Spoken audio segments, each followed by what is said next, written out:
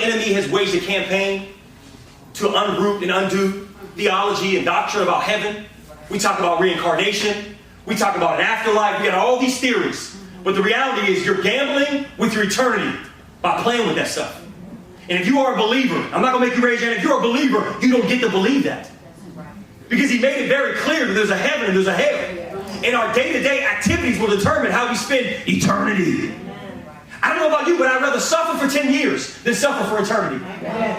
Are you here? I want you to see this. Heaven is real. Look at this. He tells them, look, who's having a hard week? Who's having a hard year? Watch this. Let not your heart be troubled. You believe in God, believe also in me. I go and prepare a place for you, and you got to get your mind off of here only. There's more. Tell somebody there's more. This ain't about church. This ain't about freedom reign. This is about where you're going to spend your eternity. Tell somebody ain't nobody playing. Well, I don't feel like it ain't about feeling. And if you can do what you don't feel like doing now, you'll never have to feel that way again if you make it. There's got to be more. If all you're living for is paycheck to paycheck, job to job, balance your budget, have a little bit of money, go on vacation, you missed the whole point of all of this. He says in 1 Peter 1:4, we have an inheritance, incorruptible and undefiled, that does not fade away. That word fade away means to diminish or subtract. Have you ever checked your account through the week? I'm sure you do. You got it on your phone, you can check it right now. And you just see the numbers going lower and lower. As you live, the resources go away. As you pay the bill. And how many know, just when you get them all paid, you got just enough, another bill comes. Can I tell you that that does not exist in heaven? It says it never fades away. It stays the same. In fact, all it does is stack and stack and stack and stack. He says, I never take the only thing. Oh God. What if he goes, what if I go to this place and I make sure you got a mansion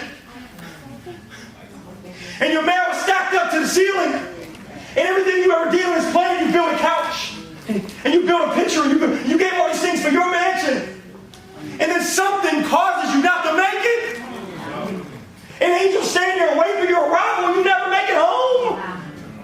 Because it's not God's will that any man should perish or be destroyed. So it's not His will for you to go to hell. God ain't sending nobody to hell. Our choices do.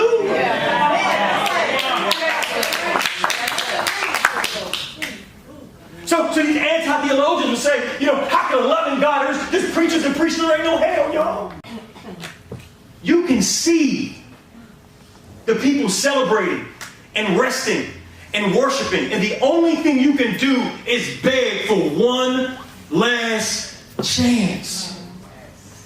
But the 20 or 30 years that you live according to the way you think you should live, that you know better than God, and you're wiser than God, and you don't got to yield, and you ain't got to submit, and you don't got to give your heart to this thing.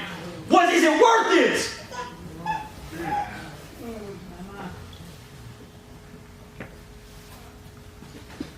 I think another bad part is verse 27. He says, then he said, I beg you therefore, Father, that you would send him to my father's house. For I have 5 brothers, that he may testify to them, lest they also come to this place of torment. You know what that tells me? You also have a memory over there. There's people that will lie and say, you forget everything. No, you don't. Look at your babies.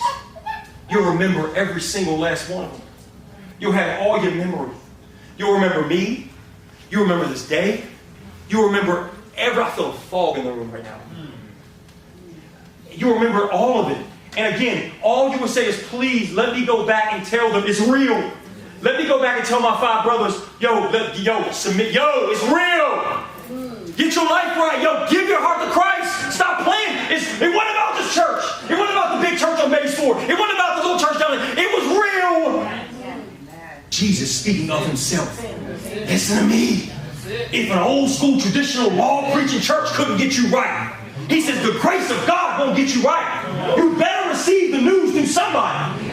Jesus says, listen, if they won't receive the old law, then they won't receive the new. I'm not sending you back. You think it'll work, but I'm going to rise from the dead, and they still won't believe it. They'll still poke holes in the story. They'll still find a way to justify. The Pharisees looked at Jesus, performed miracle after miracle, and in their mind they're still determined that he wasn't the Son of God, that he wasn't a real thing, and they killed him. What I'm telling you is people will believe what they want to believe anyway. right. Get your mindset. Get your heart right. Let them talk about you. Let them believe it. I don't care. I got kingdom on my mind. I got God on my mind. What I say today will determine the implications of your eternity. The implications of where my kids go. That's why it's not a game. That's how you blaspheme his name. If they're cussing murder, tricking out, make it rain, you got a Jesus piece on your neck. That's blasphemous. It's a plan. So you can think, oh, that's okay and acceptable, and I'm still rocking with Jesus. And then when they get the award, I just want to thank God. Which God, bro? This according to my Bible. That's good. Yes.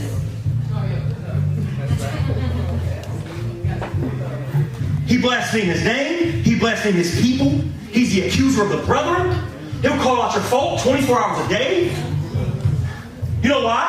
Because he don't want you to inherit the place he was evicted from. He blasphemed God's place. He talks about heaven. It ain't that good. It ain't real. It's a slum. It ain't worth living righteous for. It ain't worth sacrificing for. Do you, boo? Do you? Live for you. Don't worry about that stuff. It ain't real. It's real. Pick fights in church. Do stupid stuff. Make people leave. Talk reckless. Not realizing people... There's souls on the line, man. We're in church. And so Satan will use people to do this right here. This is a flight, an airport. We're trying to give people to glory. And you're trying to hijack planes.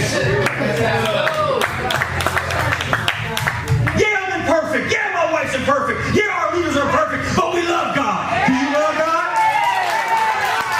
Do you love people? And lay that garbage on the altar. Let God lead you and touch your heart. Release forgiveness. Learn how to love your worst enemies. And let God use you. Because we've all got the same amount of time. And we're all on the clock. So we better figure it out. He didn't call you to sit on a pew to listen to me all week. He called you to go out here and make disciples. Who have you brought to church? Who have you witnessed to? Who are you even excited about this thing? How many want to know more about heaven? How many going to be singing a song? I just want to make it to heaven. I just want to make it in. I love Dietrich, man. Dietrich from the D, ain't he? I love Dietrich, bro. Don't be hating on Dietrich, man. He crazy, but I love him, man. Shout out Dietrich. That's you. I love you, bro. Come see me. There's the old freedom ring. We still here, y'all. We still here.